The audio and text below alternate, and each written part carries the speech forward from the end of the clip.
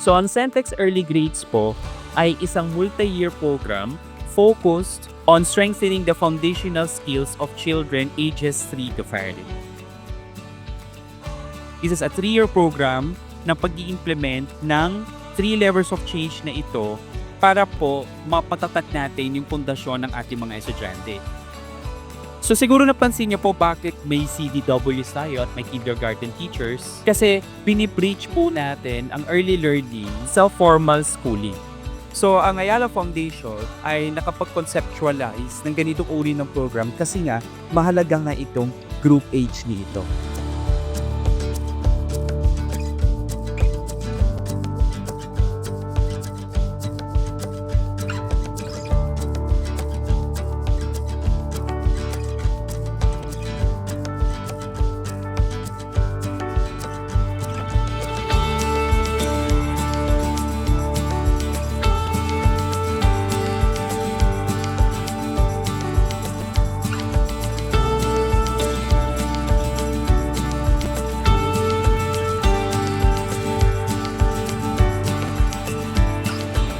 Marami po kaming natutunan sa 3 araw ng aming training sa tulong ng programang Ayala Foundation.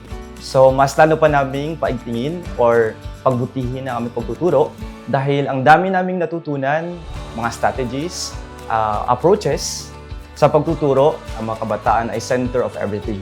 Kung saan sila po dapat yung ating inspirasyon sa ating pang-araw-araw na pagtuturo dahil kung ang bata ay natututo sa ating pang-araw-araw, talagang malaking resulta o malaking impact po ito bilang isang teacher po.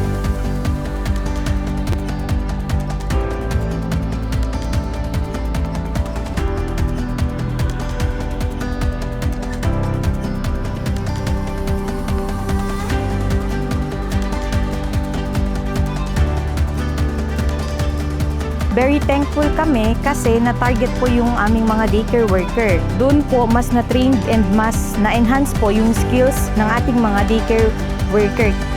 Malaking tulong po talaga yun in terms of uplifting their skills. Isa po talaga yun sa tinitingnan namin is yung seminars and training. So doon po gusto naming mas madagdagan pa kasi doon mas na-enhance yung skills ng ating mga daycare worker.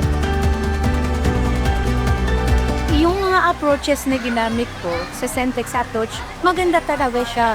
Kakaiba talaga. Bata, nakikita ko yung excitement nila. Hindi sila lumiliban sa klase kasi gustong-gusto nila araw-araw yung mga ginagawa. Bilang partner ng Ayala Foundation, itong programa na ito ay nakakatulong sa amin unang-una bilang kolehiyo kasi maaari naming i-train din ang aming mga estudyante na i-implement o gawin ang 3 approaches. Kami din ay pwedeng tumulong especially doon sa mga teachers sa mga centers ng mga barangay. Pwede namin ipamahagi at the same time pwede rin gawing magandang experience upang makatulong sa pagtuturo sa mga maliliit na mga bata. Dahil sa programang ito, mas lalo pang napagtibay ang pundasyon na kung saan ang ating mga mag-aaral ay maaring maging kapag-kinabang na mga citizen ng Basilan at Philippines. Because of the Centex, mas lalo silang naging capable at nalaman nila paano yung ang proseso, ang steps ng pagtuturo through the experience and trainings that they have. Nakakatulong din sa pagbalik nila sa kanilang mga kanyang-kanyang station para mas lalo nilang matulungan at maturuan ng maayos yung mga bata with the help of the Parents Association. Kailangan talaga yung partnership, yung collaborative effort ng ating mga child development workers together with the Parents Association and so with the coaching and mentoring of the social workers from the CSWD office and other expert teachers from the MBHTE.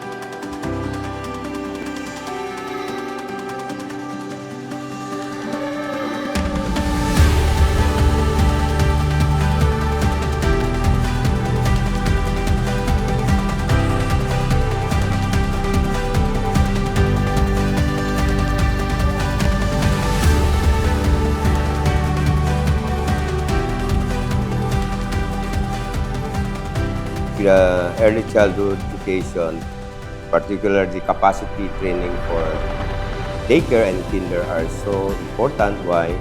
Because the result of our early beginning of school year assessment on the comprehensive, rapid literacy assessment given by the National DepEd Office is very alarming. Mostly 70% of our learners belong to low emerging readers.